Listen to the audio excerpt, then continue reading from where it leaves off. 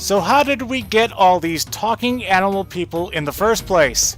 Well, first, check out the prologue story to the novel Origins I have on writing.com. That will help immensely. So since I'm an engineer, my first thought is, what practical purpose and use would these created have in reality? Me, being the retro 70s and 80s lover I am, immediately thought, well, to fight the communists! Of course! What if America could genetically engineer a new super soldier by applying animal traits to a humanoid form? A soldier they could create that would have innate predatory hunting skills, but would also be trainable like a dog. Sounds great, doesn't it? And you won't have to draft Johnny Boy Human over there to die in whatever third world hellhole America needed to bomb at the time. So how do we make this happen? Let's create an alternative history. In my universe, Robert F. Kennedy survives his assassination attempt, is elected president in a landslide instead of Nixon, and America quickly attains a peaceful resolution to the Vietnam War.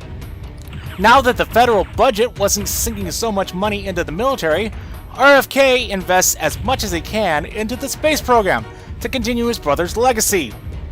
Apollo 18, 19, and 20 go to the moon. The populace of the United States feels the continuing rush of astronauts are awesome and science is great, leading to a surge of interest in engineering and scientific studies at universities, which also did not quite become the angry, rebellious, drug-fueled anti-Nixon havens they did in reality. America puts Skylab into orbit. A crew of 3 astronauts makes a manned Venus flyby in a lab in space. The space shuttle program goes on schedule to boost Skylab to a permanent orbital station that grows and grows. Space shuttles launch from Vandenberg Space Base, and the shuttle fleet is greatly expanded and becomes so much more useful. The SDI Star Wars program becomes a reality. But also, with all these funds ingested into science in the 70s, and all these geniuses around, the black budget expands and there is suddenly money for all these cool toys DARPA always wanted.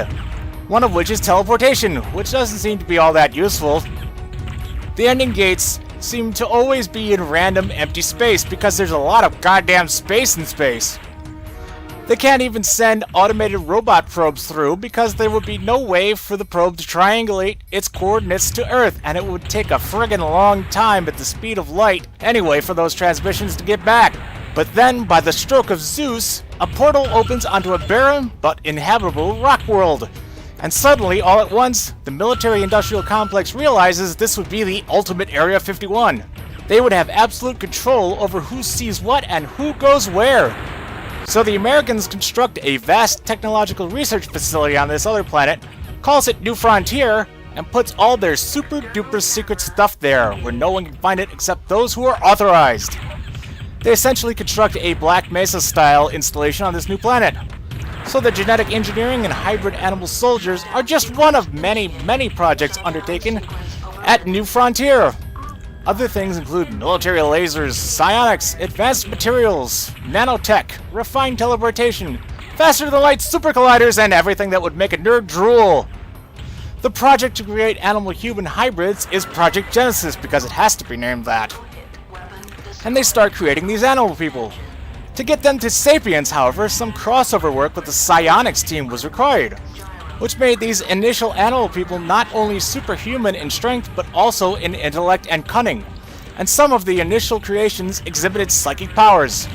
To cut a long story short, eventually the funding runs out from Earth, and because humans are the paranoid things they are, the United States seals the portal off on their end to prevent these animal-human hybrids from infesting Earth. So now New Frontier is on its own. But this allows me to jumpstart into the science fiction futurism because my talking animal people already start with the base of advanced tech.